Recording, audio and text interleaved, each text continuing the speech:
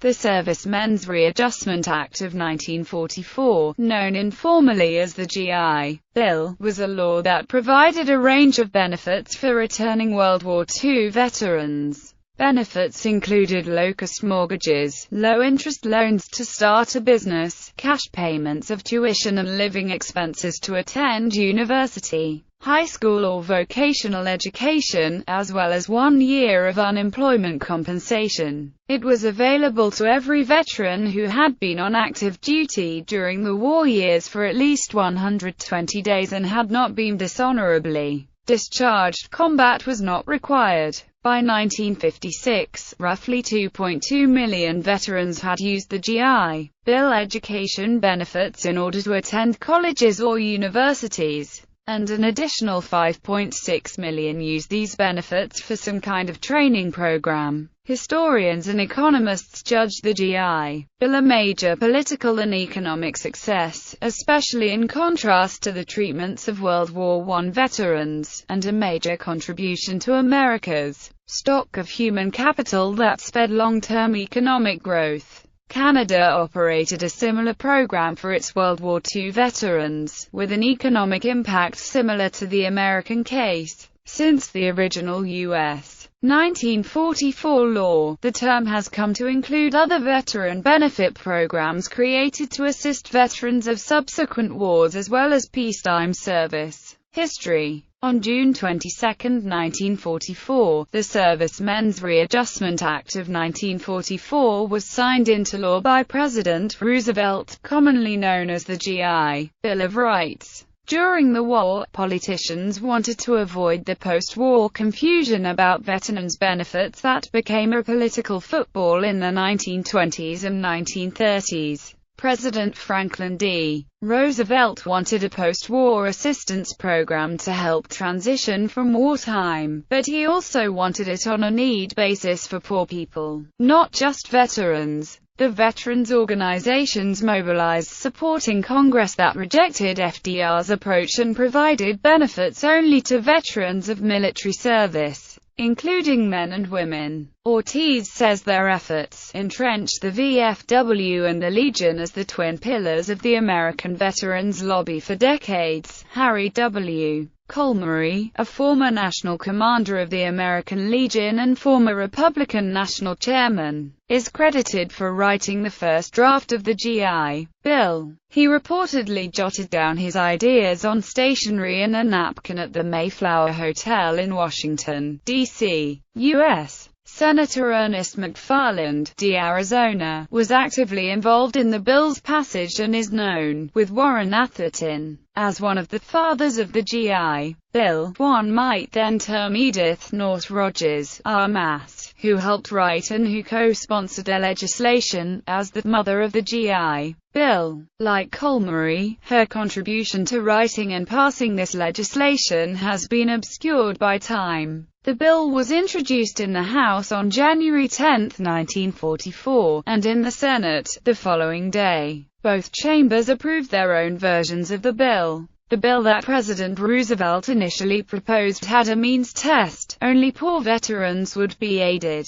The GI Bill was created to prevent a repetition of the Bonus March of 1932 when World War I veterans protested for years they had not been rewarded. An important provision of the GI Bill was low-interest, zero-down payment home loans for servicemen, with more favorable terms for new construction compared to existing housing. This encouraged millions of American families to move out of urban apartments and into suburban homes. Another provision was known as the 52-to-20 clause. This enabled all former servicemen to receive $20 once a week for 52 weeks a year while they were looking for work. Less than 20% of the money set aside for the 52-to-20 club was distributed. Rather, most returning servicemen quickly found jobs or pursued higher education. After World War II, a look at the available statistics reveals that these later bills had an important influence on the lives of returning veterans. higher education, and the economy. A greater percentage of Vietnam veterans used GI Bill education benefits than World War II veterans or Korean War veterans. Moreover, because of the ongoing military draft from 1940 to 1973, as many as one-third of the population were eligible for benefits from the expansion of veterans' benefits. The success of the 1944 GI Bill prompted the government to offer similar measures to later generations of veterans. The Veterans Adjustment Act of 1952, signed into law on July 16, 1952, offered benefits to veterans of the Korean War that served for more than 90 days and had received an other than dishonorable discharge. Korean War veterans did not receive unemployment compensation. They were not members of the 52 to 20 club, like World War II vets, but they were entitled to unemployment compensation starting at the end of a waiting period which was determined by the amount and disbursement dates of their mustering out pay. They could receive 26 weeks at $26 a week that the federal government would subsidize but administered by the various states. One improvement in the unemployment compensation for Korean War veterans was they could receive both state and federal benefits. The federal benefits beginning once state benefits were exhausted.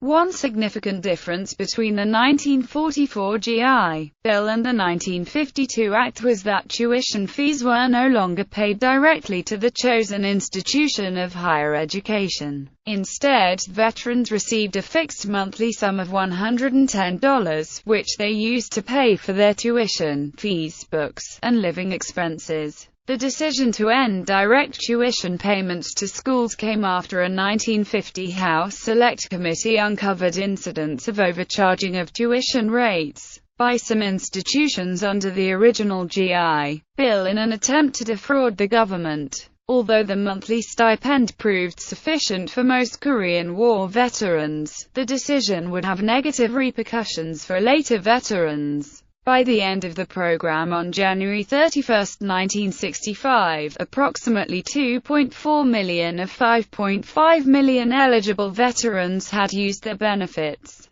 Roughly 1.2 million for higher education, over 860,000 for other education purposes, and 318,000 for occupational training. Over 1.5 million Korean War veterans obtained home loans. Whereas the GI Bills of 1944 and 1952 were given to compensate veterans for wartime service. The Veterans Readjustment Benefits Act of 1966 changed the nature of military service in America by extending benefits to veterans who served during times of war and peace. At first there was some opposition to the concept of a peacetime GI Bill. President Dwight Eisenhower had rejected such a measure in 1959 after the Bradley Commission concluded that military service should be an obligation of citizenship, not a basis for government benefits. President Lyndon B. Johnson believed that many of his Great Society social programs negated the need for sweeping veterans' benefits. But, prompted by unanimous support given the bill by Congress, Johnson signed it into law on March 3, 1966.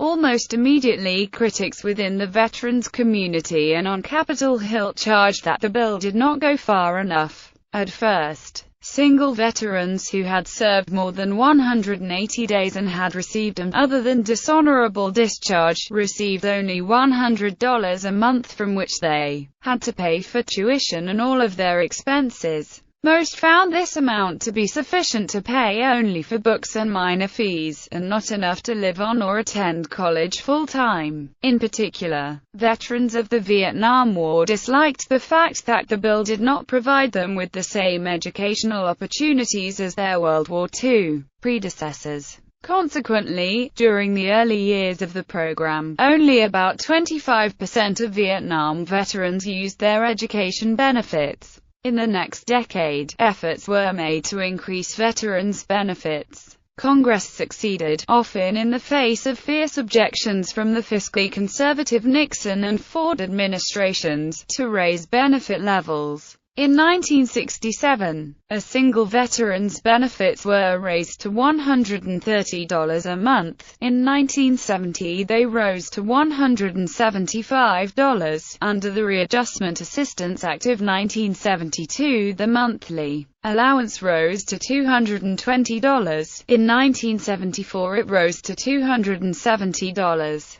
$292 in 1976, and then $311 a month in 1977. As the funding levels increased, the numbers of veterans entering higher education rose correspondingly. In 1976, 10 years after the first veterans became eligible, the highest number of Vietnam-era veterans were enrolled in colleges and universities. By the end of the program, proportionally more Vietnam-era veterans had used their benefits for higher education than any previous generation of veterans. The United States military moved to an all-volunteer force in 1973, and veterans continued to receive benefits, in part as an inducement to enlist, under the Veterans Educational Assistance Program and the Montgomery GI Bill. From December 1976 through 1987, veterans received assistance under the VEAP. The VEAP departed from previous programs by requiring participants to make a contribution to their education benefits. The Veterans Administration then matched their contributions at a rate of 2-to-1. Enlisted personnel could contribute up to $100 a month up to a maximum of $2,700. Benefits could be claimed for up to 36 months. To be eligible for VEAP, a veteran had to serve for more than 180 days and receive an other than dishonorable discharge. Nearly 700,000 veterans used their benefits for education and training under this program. In 1985, a bill sponsored by Democratic Congressman Sonny Gillespie v. Montgomery expanded the GI Bill. The MGIB replaced the VEAP for those who served after July 1, 1985. This was an entirely voluntary program in which participants could choose to forfeit $100 per month from their first year of pay. In return, eligible veterans received a tuition allowance and a monthly stipend for up to 36 months of eligible training or education. Issues: racial discrimination. Although the GI Bill did not specifically advocate discrimination, it was interpreted differently for blacks than for whites. Historian Ira Katznelson argued that the law was deliberately designed to accommodate Jim Crow. Because the programs were directed by local, white officials, many veterans did not benefit. Of the 67,000 mortgages insured by the GI Bill, fewer than 100 were taken out by non-whites. By 1946, only one-fifth of the 100,000 blacks who had applied for educational benefits had registered in college. Furthermore, historically black colleges and universities came under increased pressure as rising enrollments and strained resources forced him to turn away an estimated 20,000 veterans. HBCUs were already the poorest colleges and served to most whites, only to keep blacks out of white colleges. HBCU resources were stretched even thinner when veterans' demands necessitated a shift in the curriculum away from the traditional preach and teach course of study offered by the HBCUs. The United States Department of Veterans Affairs, because of its strong affiliation to the all-white American Legion and VFW, also became a formidable foe to many blacks in search of an education because it had the power to deny or grant the claims of black GIs. Additionally, banks and mortgage agencies refused loans to blacks, making the GI Bill even less effective for blacks. Merchant Marine Congress did not include merchant marine veterans in the original GI Bill, even though they are considered military personnel in times of war in accordance with the Merchant Marine Act of 1936. As President, Roosevelt signed the GI Bill in June 1944. He said, "I trust Congress will soon provide similar opportunities to members of the Merchant Marine who have risked their lives time and time again during war for the welfare of their country. Now that the youngest veterans are in their 80s, there are efforts to recognize their contributions by giving some benefits to the remaining survivors." In 2007, 3 different bills related to this issue were introduced in Congress, one of which passed the House of Representatives only.